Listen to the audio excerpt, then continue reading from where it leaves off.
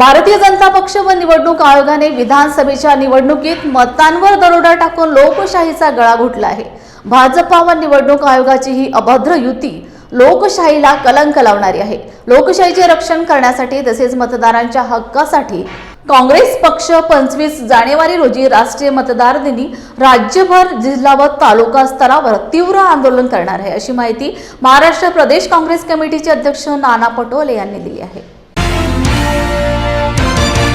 मुझे लोगों के वोटों पे डाका डालने वाले लोग अब भ्रष्टाचार से कमाए हुए पैसे से आमदार खरीदने की बात करते हैं। लास्ट गवर्नमेंट में भी उन्होंने यही किया। तो इन लोगों की मानसिकता को सब लोग पहचान, इनके ऐसे इस तरह के सवालों को जो सवाल खड़े करते हैं इस पे बहुत महत्व देने का नहीं होता। जो लोकशाही को नहीं मानते, लोकशाही खरीदना चाहते हैं, जनमत को एक अलग चुनाव आयोग के साथ मिलकर इन लोगों ने खेला है।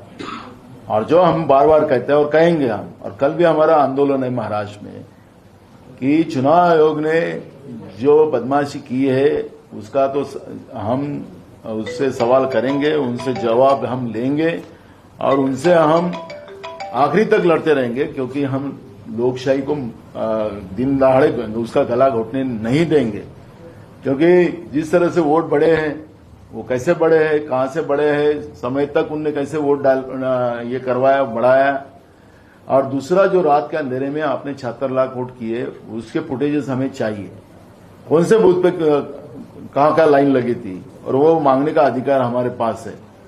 तो हम ये लड़ेंगे। चुनाव आयोग जो ये जिस तरह से तानाशाह व्यवस्था के आधार पर लोकतंत्र को खत्म करना चाहता है उसके विरोध में हमारी लड़ाई है। कल वोटर डे है और वोटर डे के निमित्त से पूरे महाराष्ट्र में तालुका लेवल से लेकर जिला लेवल तक हम पूरे महाराष्ट्र में कल हमारा आंदोलन है।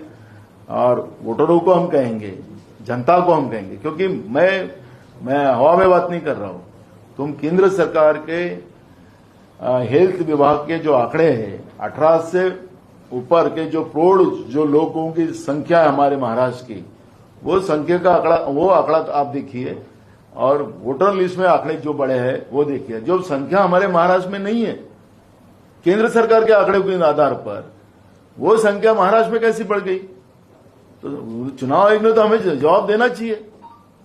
जो लोग हमारे राज्य में नहीं है, हमारे राज्य का पॉपुलेशन नहीं है, चुनाव आयोग ने कहां से लाए?